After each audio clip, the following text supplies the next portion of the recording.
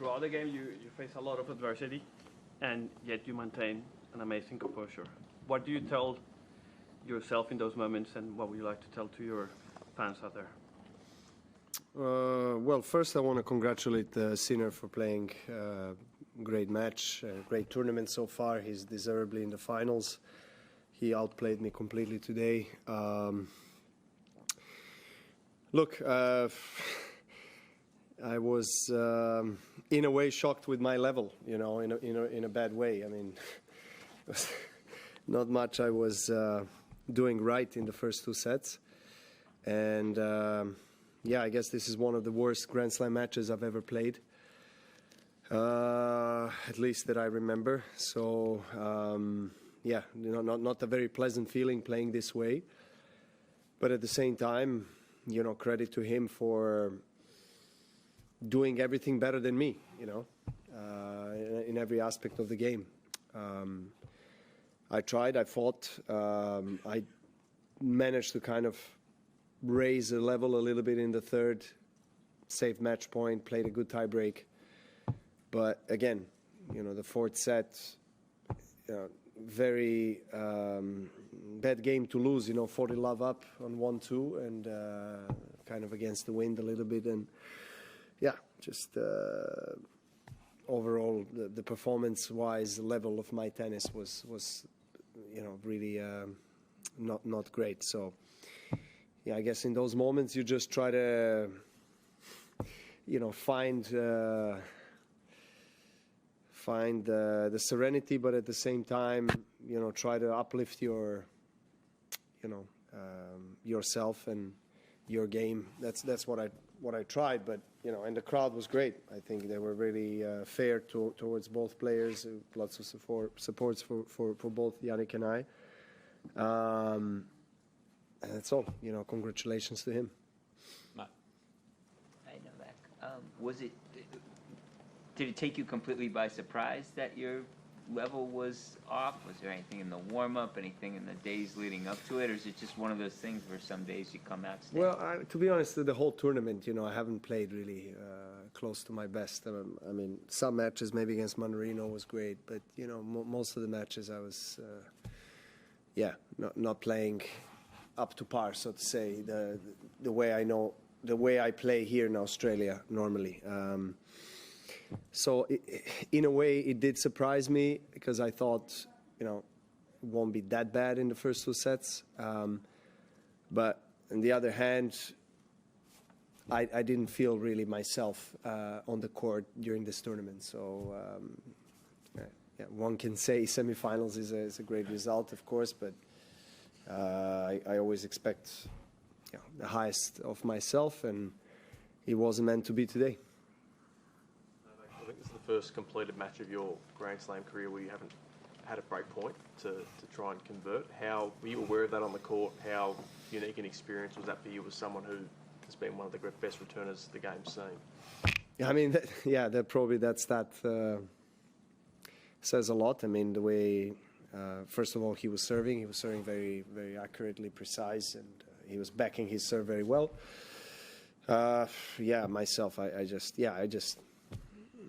it's hard to describe, you know, everything. I mean, we don't have that much time. I mean, there's a lot of negative things that I've done on the court today in terms of my game, so that I'm not really pleased with in return or, you know, movement or forehand, you know, backhand, everything, you know, was just subpar. So yeah, yeah, he was very dominant on his service games, and obviously, if you serve well and if you don't face a break point, you know, it plays with the mind of your opponent, meaning you can put more pressure on his service games, my service games in this case, and you kind of swing freely. And yeah, I mean, congrats. I mean, to him, he just played a flawless match. I know what. I would like to put you in some months. Next Grand Slam is Roland Garros. Who do you think is the favorite in Paris? It's really far away. Let's see how, you know, how the players play. in the next several months, particularly on in the clay season. You know, it's completely different surface conditions. Some players, you know, are probably more favorites than others on clay, you know, just because it's kind of a surface that suits certain type of tennis players. But of course, you know, if Nadal is playing, he's always a favorite there, you know, number one, no doubt, regardless of the fact that he hasn't played much. But he's, you know, he's who he is in Roland Garros. And then, you know, of course, Alcaraz, Sinner, you know. Anybody that is on the top, you know, I think rankings-wise, you can take the first 5-10 players in the world, and everyone is a favorite to win. It still takes several months, so let's see how everything evolves. Novak, it's been so long since you've lost here, more than 30 matches in a row you'd won. I'm just wondering if losing makes you at all appreciate more just how incredible this streak you had in this city has been. Well, I'm kind of hot-headed right now. You know, after the match, it's very difficult to reflect on things in a more profound way. So maybe tomorrow, maybe in a few days' time, but I definitely have a lot to be very proud of and about in terms of what I have achieved here.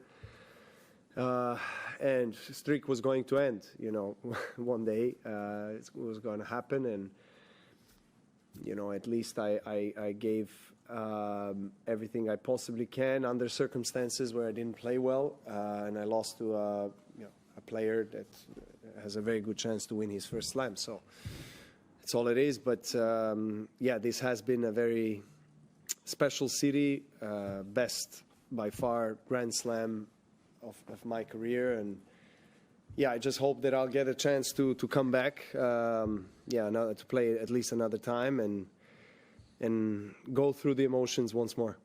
Two more in English, Mark. Novak, that's the third time Jannik's beaten you since November, and you were unbeaten against him before that. Can you tell us what you've noticed has changed in Jannik's game to take him to the next level? He was always smacking the ball really hard from both forehand and backhand corner. Just he's famous kind of for that, you know, just slaps the ball, you know, plays very quick, loves to be aggressive. I think his serve improved a lot. He's hitting his corners very well, and I think he upped his speed as well. He's serving bigger now and more precise.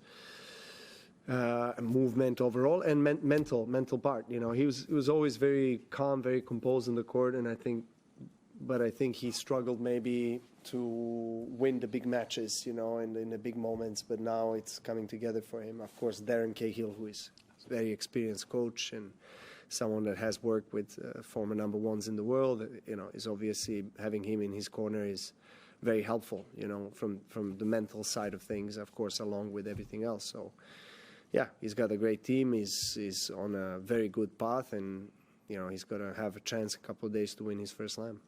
Last one in English. Novak, you mentioned the entire 2 weeks you felt like you haven't been at your best. You're 36 years old now. Does it feel like you're finally starting to play at your own age after such an insane period, and this younger generation are at your level, or it's just an off tournament? Let's see. We don't know. I still have high hopes, you know, for other slams and you know, Olympics and you know whatever tournaments that I'll play. It's just the beginning of the season. It's not the feeling that I'm used to. I mean, it kind of has been incredibly satisfying for me, you know, to start off most of my seasons with a Grand Slam win and never lost in semis or finals of Australian Open. So this time it's a bit different, but it is what it is, and let's see. I don't know.